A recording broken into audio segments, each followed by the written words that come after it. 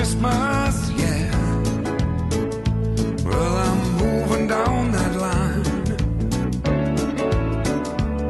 and it's been so long, but I will be there. I sing this song to pass the time away, driving in my car, driving home for Christmas.